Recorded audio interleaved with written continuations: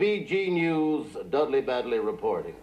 From across the nation today, reports have been coming in of the strange behavior of many people's electrical appliances. It seems almost as though these machines are revolting against their masters. These reports have been coming in from as far afield as New York, Los Angeles, and Denver, Colorado.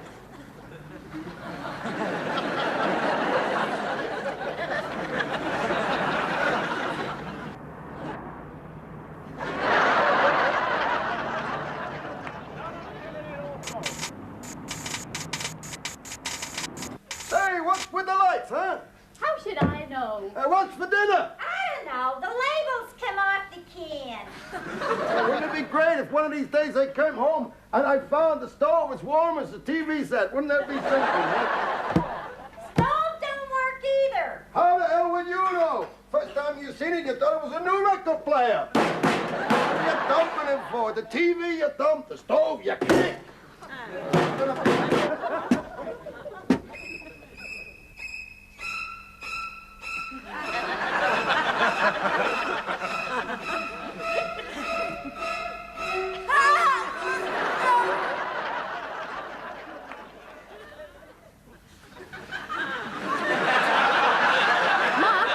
Take a shower now.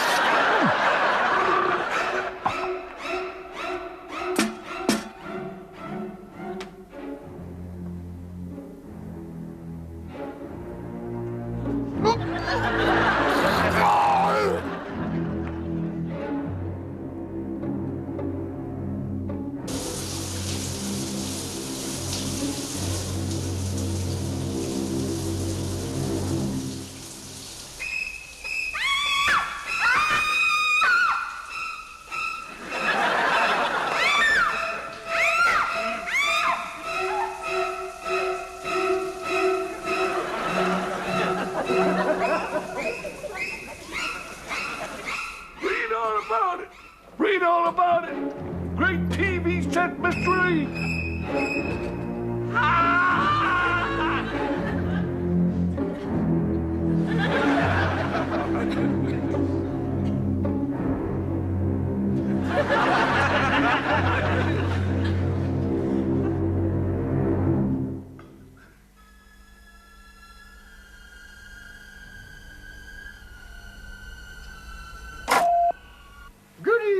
And welcome to the most popular program in the whole country.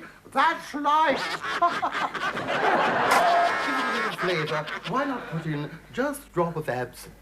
Because absinthe makes the heart grow fonder.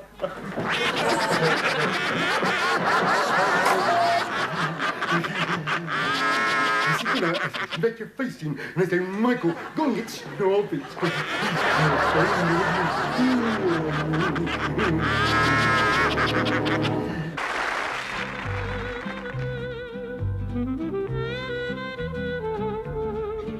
Claude was a penniless actor.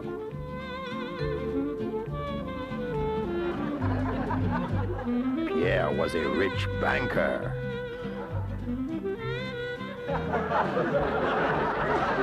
And so, Fifi married Pierre and installed Claude as their butler.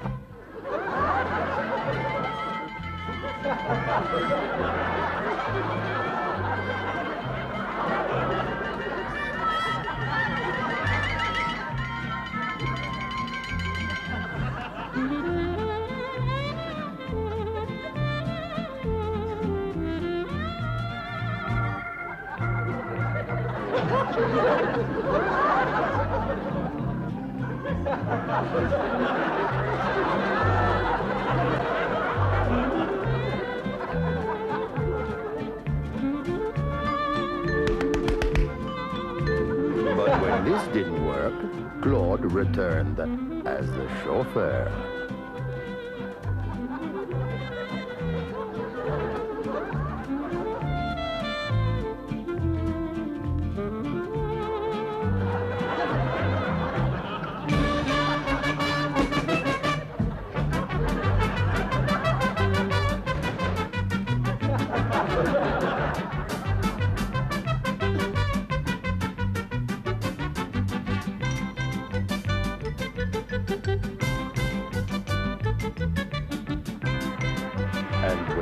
failed, Claude returned as the gardener.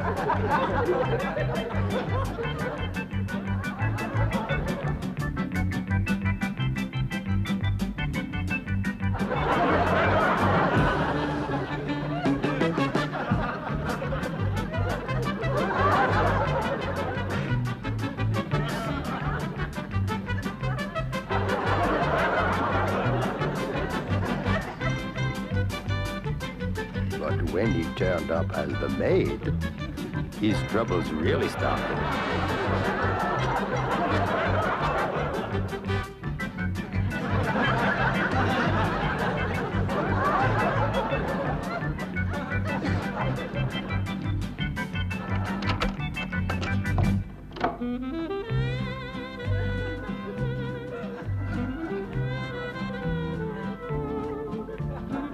And when a new maid arrived, and he was obliged to share a room with her, it was almost too much for him.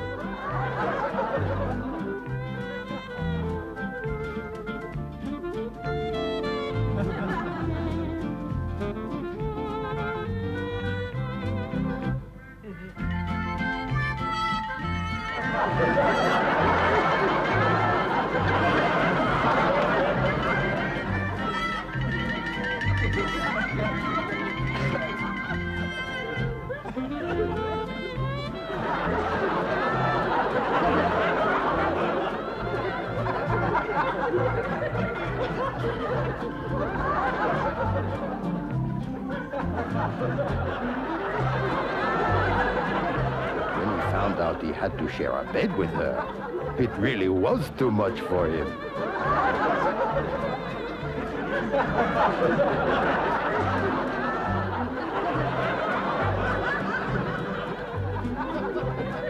And so Fifi remained faithful to her husband. After all, better an old husband than a lover who's a nervous wreck, n'est-ce pas?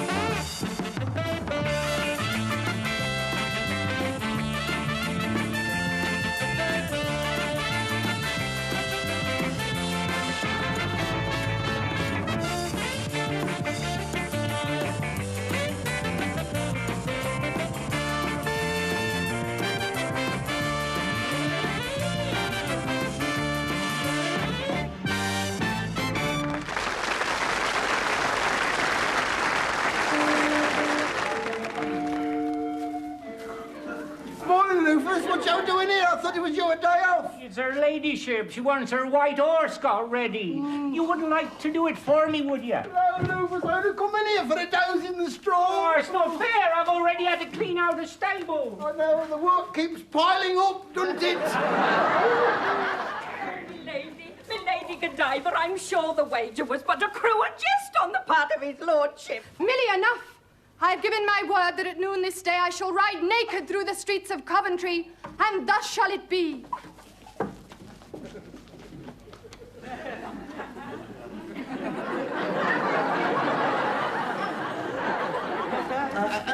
Rufus, I've been thinking, Rufus. I don't mind getting her ladyship's horse ready for you if you like. I don't mind. I thought you was feeling too tired. Well, I was, Rufus, but suddenly I feel refreshed. Oh, no.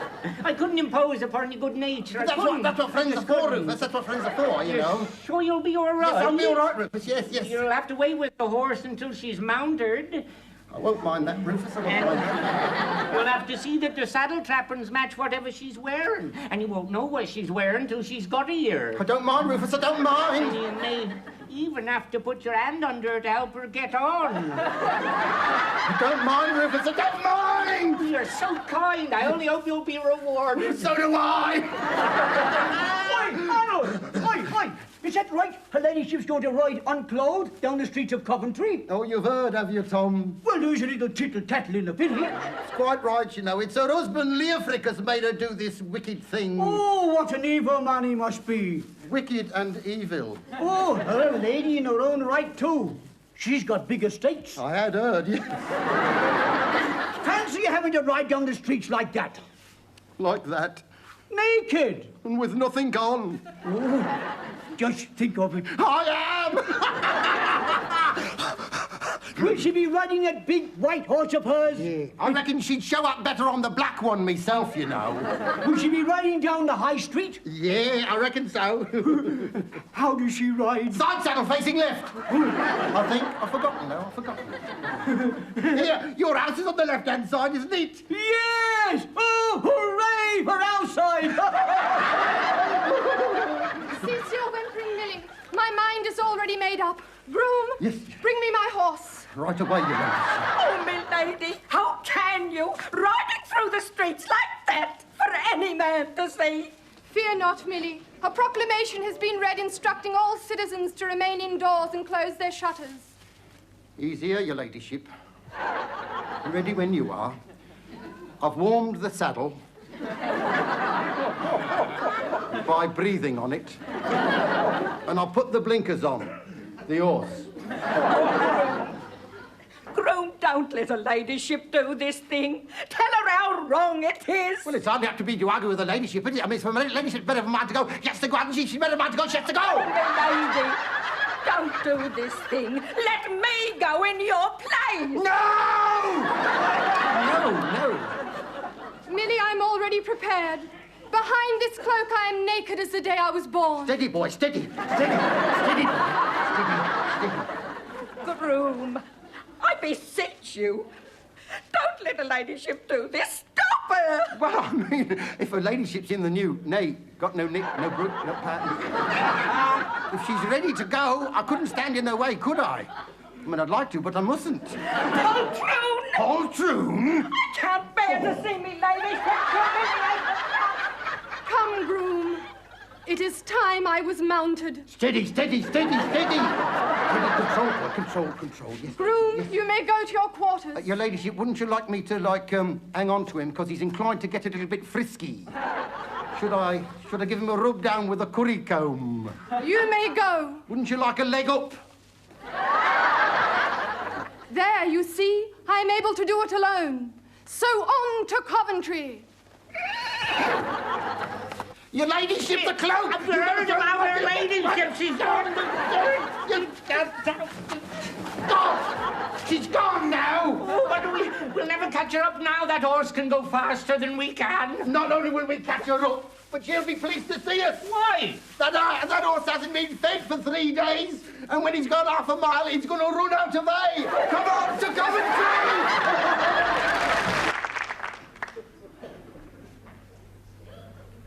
Did you know Did you know that on the island of Bataan, a bloke called Sukiyaki Dan don't believe the war's over and goes on parade twice daily?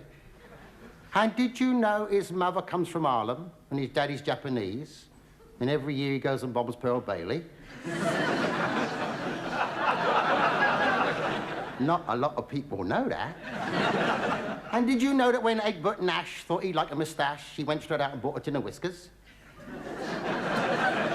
And did you know that the odds against there being a bomb on a plane are 1,000,000 to 1, because they reckon near enough that's what the risk is? And did you know that the odds against there being 2 bombs on a plane are 1,000,000 times 1,000,000 to 1?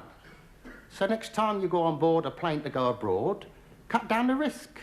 Always take a bomb.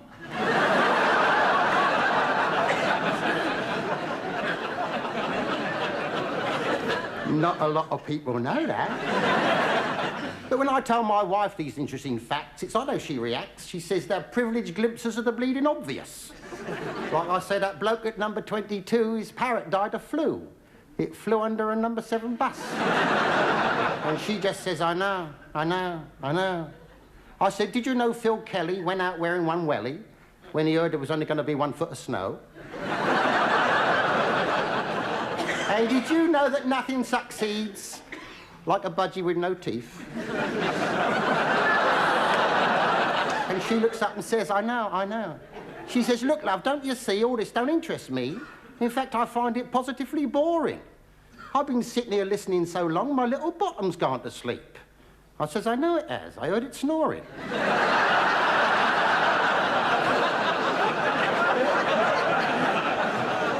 Not a lot of people know that. I said, do you know what they call a dog who's got no legs? Well, it don't matter, because he won't come anyway. And did you know when my mate Fred ordered a lager, the barmaid said whitbread, and he said, I'll have 2 slices if I may. And she just says, I know, I know, I know. I said, I think that bloke on his honeymoon next door must be a plumber, because all night long he keeps saying, overflow.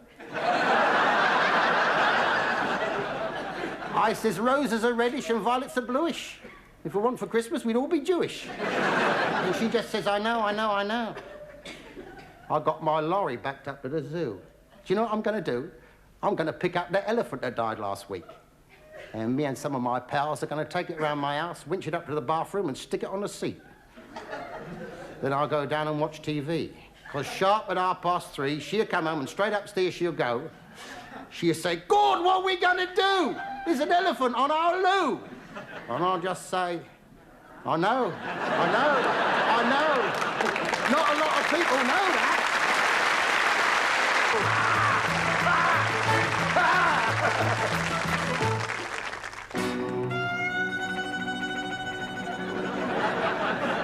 Now Maria was a high-class gypsy.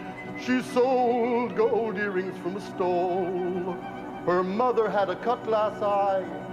Her father had a crystal ball. But I took Maria to a fancy dress dance. It was a very swell affair. All the girls had to wear a dress the same color as their escort's hair. There was a commotion in the ballroom just after the dinner. All the men wanted to dance with the girl who came in with Yul Brynner. They all cried out, Maria Novotny. What we want is what needs. Hey! Ach, du liebe Schmutter. Real brown bread and Buddha. Bang down, girls, and touch your toes. I'm going to show you where the wild goose goes. Some girls are like African, mysterious and hot. And other girls are like Paris with all the charm it's got. But Maria, she is like Tibet with all its ice and snow there. Because everyone knows where it is, but no one wants to go there.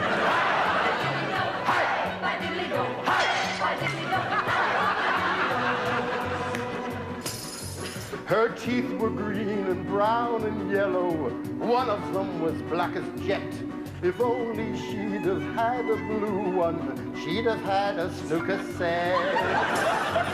I went into a phone box to try to get in touch with my lovely Maria, 'cause I love her so much. But a policeman came and turned me out. I still can hear him yell. He went back into the phone box and he turned her out as well.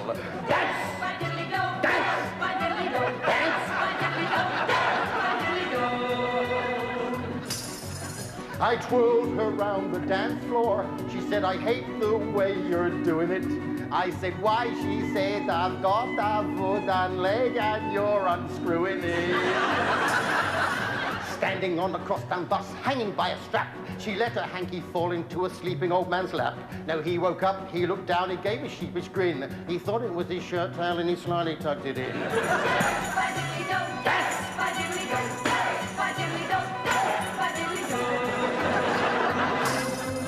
I saw her in her birthday suit swimming by the weir. She said, please go away, but I pretended not to hear. She said, if you don't go, I'll stay in here till it gets dark. I said, that's all right by me, I only came to feed the shark.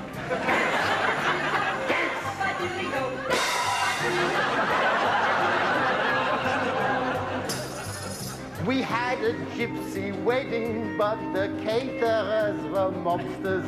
They blew up all the prawns and shrimps to make them look like lobsters. Yeah. So she stuffed herself with wedding cake and beer and fish and chips. I carried her across the threshold. I had to take 2 trips. But gypsy girl, she's ruined my poor life. She's gone back to her mother and now I'm going back to the wife. Hey, hey, hey!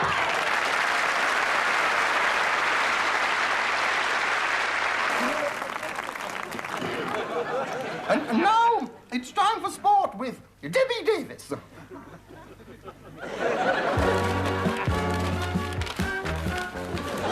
And in a packed program, we have hockey. Yes, it's Putney ladies now at the ball as they race toward the brimstone goal, and they've scored! In the first minute, Putney ladies are a goal up, and there seems to have been a slight blunder, and we are returning to the studio. We have mixed golf.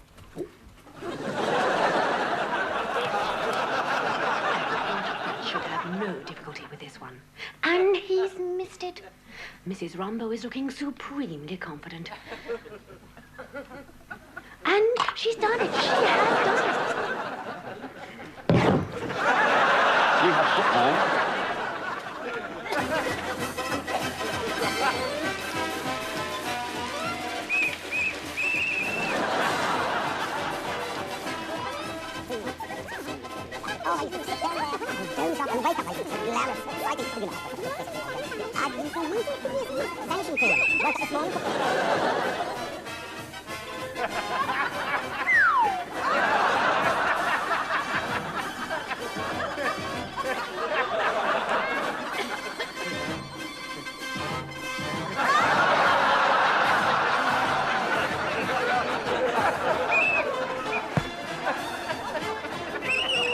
Academicals are bringing on a substitute. Is it Jenny Turby? No, it's Tilly Tompkins. Sported a new hairstyle, I know.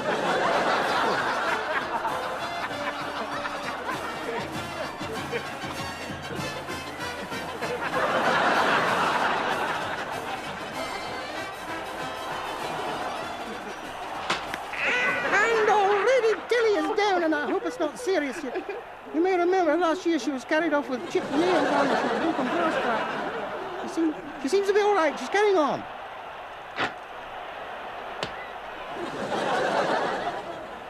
Oh, I tell you that Tilly Tompkins, she's a cool one and no mistake. Look at that. I've never known her get hot flushes or get cross or gossip. She's a good girl. And there she is, playing away there, hugging the touchline. She just doesn't seem to want to leave that touchline. I can't think why it is that Tilly Tompkins wants to stay on the touchline all the time. And I might have known it. And now we're taking a look at the career of veteran goalkeeper Hazelnut. Is goalkeeper Hazelnut looking very fetching in her pea green jumper, which she tells me she knitted herself. So I'm assured that her boyfriend did have a hand in it. Oh, she's... Oh,